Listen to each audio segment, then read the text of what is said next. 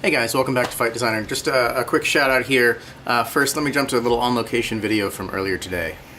Hi, this is Kevin with Fight Designer, and I am hanging out now with my buddy John, otherwise known as Sir Nigel Hack.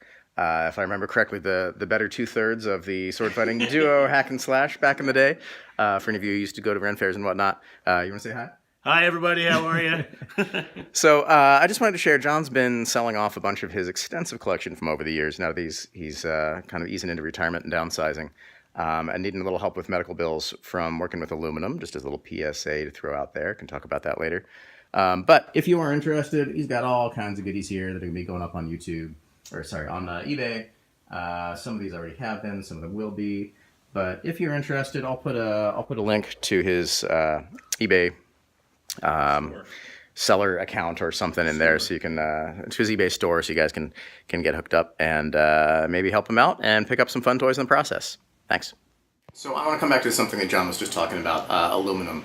The thing about aluminum, it's really it's an increasingly popular type of prop. They're lighter, they're a little bit softer, they can't hold an edge. It makes it easier to justify why it's not a weapon, but it can be a thicker edge and still not get too heavy.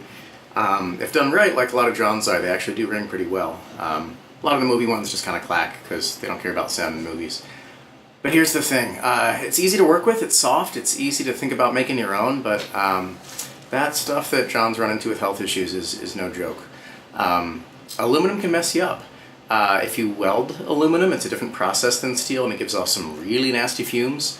And even just grinding aluminum dust can really mess up your lungs. So let this just be a little PSA out there for those of you who are interested in dabbling. By all means, go ahead. I've done enough of this myself, hopefully not anything too stupid on my body, with all the chemicals and things we work with as well. But especially if you are grinding or welding aluminum, just be careful. Have proper ventilation, wear a mask, use all these safety precautions. You know, wear goggles and respirators when you're working on a grinder of any sort, really. And just take care of yourselves, right? The stuff that we do, we can't do when our bodies don't work. So take care of your bodies.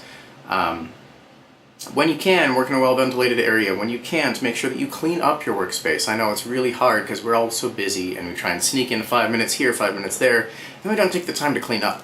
And we end up with these piles of dust all over our workspace, which really doesn't help things.